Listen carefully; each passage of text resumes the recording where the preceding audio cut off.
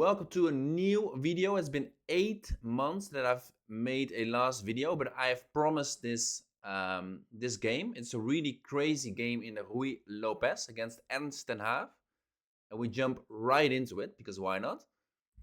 It's e4, e5, knight f3, knight c6, bishop b5, and now you have the Spanish, the Ruy Lopez on the board.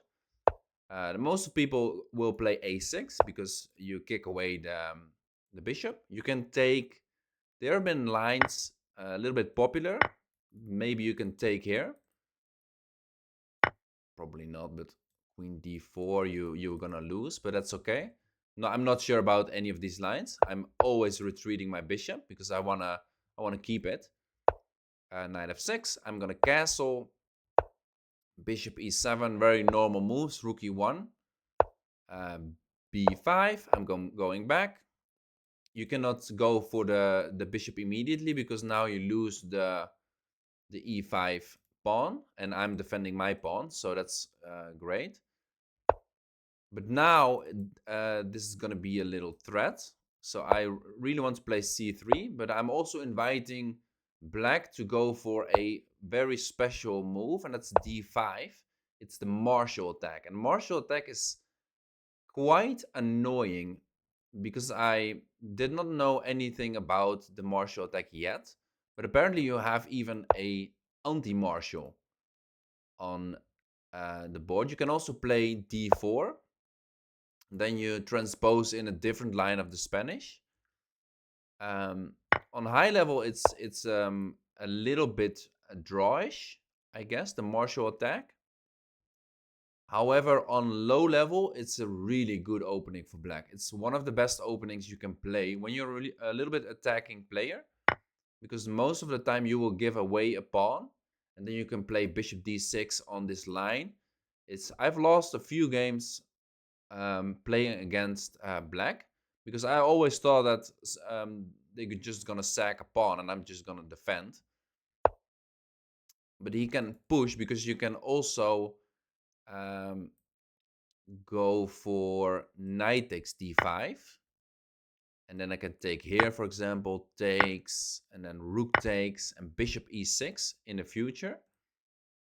And now you can see that the rook has to go, and now this is going to be a really good attack for black. And on an amateur level, black scores here like 55%, maybe even 60%. So it's really scary, to be honest. I did prep another line against this, so I'm not going into the same line. He played e4, and now I played knight g5, which is quite funny, the second move in the database. So you should go for this and takes, and don't play queen takes f3 because it's the most natural. But now you're getting this is not fun. Bishop d6, the queen has to go again, and you have a lot of tempi just because just for the pawn, right?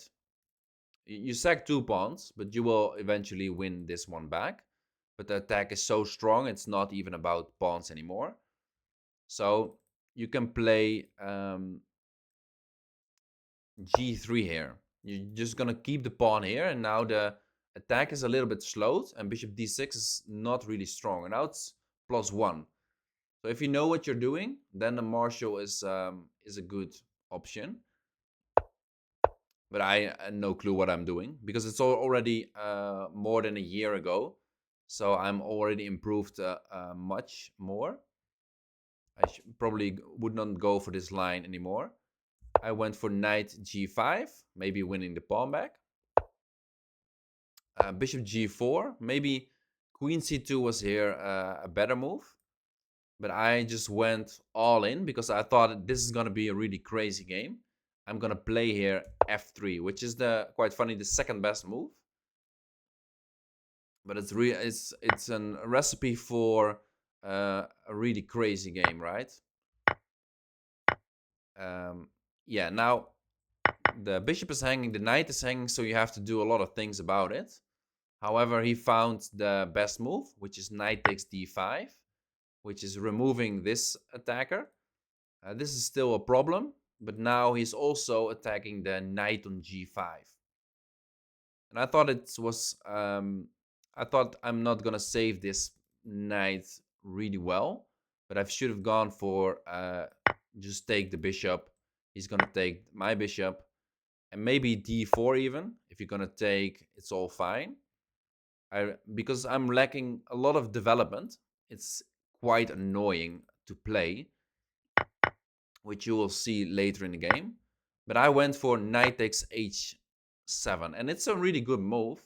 However, the computer thinks it's an inaccuracy, and it's an inaccuracy because of bishop f5, which is a logical move, I guess. However, the rook is hanging, right? So I'm gonna take the rook. However, the engine wants to play bishop d3 and just completely lock down my entire position. This bishop is not going out anytime soon because rook e3 and takes is not possible because of the knight. So he's gonna keep his knight here and there. So he's gonna take with the queen, and yeah, I have to sack my rook again. And then he puts his queen here, and I'm still not able to develop. So it's a really good move. However, he went for bishop h4, which is logical. He's attacking my rook. Now I'm taking his rook. He's not taking my rook, but I thought he's going to take my rook, and then we're just going to trade into, for example, king takes, or yeah, he needs to move his bishop f5, and my knight is still trapped, so he will win it eventually. However, he thought he was just having fun, I guess. Bishop h3, and he is going for the immediate mate, which is a really good idea. Well, I'm not gonna save my knight, right? So I'm gonna play d4. And d4 is a developing move, which is quite all right. However, the bishop is now eyeballing g5. So the check is no longer available. Now he took my rook. I took his bishop, which is logical. He took his queen. And now it's really important to start developing. It's a very basic rule, I know. But I played queen to e4. Knight d2 was way better because now you have this check, but I can play queen g3. And if you're gonna take, I am already winning. Well, +2, so basically winning. Because I have an extra pawn, and the attack, which is the point of the opening, is completely gone, right? So queen e4. Yeah, I was just double attacking this and maybe go here, attacking here. However, I'm not sure if I missed it. I'm not sure. But bishop e6 is a really good move. He just goes back, and now it's equal. However, is it equal because my king is really not really safe, and I'm not developed. I'm just up a pawn. So we went to queen h7, which is also fine. Still develop. It's a common theme. Now he played. Yeah, I'm not sure what this move was because oh yeah, because I'm gonna take here, and he's gonna play king either here and have an open file for his rook. However, I just took the pawn because I'm quite greedy when it comes to pawns. Uh, first of all, he played queen h4, which allowed me to, because now he should have gone for king d7, right? Maybe later, and then he's already putting a rook and a lot of pressure here.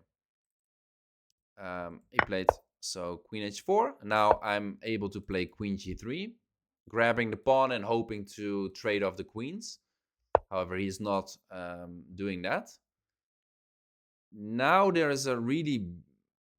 I played queen g5 because I'm trying to force the queen trade, because I'm up 2 pawns, and if I can force the queen trade. But now he has this move. So I thought queen h6 was really good here. But now he has this this annoying move, because there was a really annoying engine line. Let's say it was knight to d2, which is mind-blowing to me, because now king d7, you play knight e4, and this is a really big threat, right? So you lose something, but now bishop g5, you're pinning yourself. And if you're gonna take here, I'm just gonna take here. This is a fork between your queen and king. So you can take here, but now the pin is gone because of your own pawn. So we can still, yeah, well, there's still a fork. So you cannot take this yet, which is quite funny. But this is a really, really hard move to find. The problem with me is that I made my king really unsafe. So I should not have found moves like this. I thought it was a quite a clever move, but it was just losing. Queen d3, very good move. Now I have to develop, which I should have started way early. Now the rook check, obviously, there was no move to stop it. King f2, and hopefully I can just develop my pieces. However, he is really good tactically, so he played the best move, knight takes d4. So I took. Now he has a check, and my king is now completely in the open. And I went for this. I thought it was okay. However, he played knight takes to e3. I was like, okay, we're gonna trade. However, this one little problem is that I'm losing the complete the game, which is rook to g2. Now I cannot move. Well, I have to move, and now you win the queen. So I already saw it here when I took here. I saw this move, so I was hoping he did not play it. However, there's also, if you don't see it, there's also a lot of checks and checks. There might be there's also here a check, and then this is hanging. It's very tough to, but yeah, if you, as this check, I have knight c2, which is quite fun. I'm defending, the bishop is defending this pawn, so I'm now breathing again. However, he did not went for rook to g2. Well, you should have seen this, I guess. Queen h4, and now king f1, king f1 is apparently more winning, but now you're allowing even more checks. So bishop, this and this, but apparently now it's a draw. He should have gone for rook e8. So this discover is now a real threat. So I can move here, for example. Maybe he can now queen d2. Can he just block? I'm not sure. King c8. Now his king is and this is gonna be awful, really awful. Or it's also a really difficult position, so don't blame the blunders. He took on h2, which is also apparently a blunder because of rook e8. And the quite funny is that now my king is on d3 and it's quite safe. It's already equal. It's minus 0.3. But you really want to keep checking, right? So it's really logical to look at bishop f5, because there maybe this check, here is a check. So there's a lot of checks you can do. However, he went for bishop f5, and now king c3, basically only move. So here you can, there is yeah, king c2, and now you really want to keep checking. So now it's suddenly I'm winning. So king takes b4. Yeah, he should maybe rook b8. So keep checking, keep checking. But now my king is completely safe here. There is no check because of the knight. And he went for queen takes b2. But now suddenly all the pawns are gone, and now I can activate my pieces. And now his king is quite unsafe. because he played king d7 to checkmate me. However, now king d7 is really in the open. And now I found a wonderful move in that's queen a7. It's not giving all checks here and there. It is queen a7. It's just checkmate threat. So there's nothing you can do. And now he played a5 because he does not have any proper checks. This is also the only pawn I have left here is covering the a really important check. So that's quite funny. Queen a5, and yeah, he resigned here because this is gonna be a threat.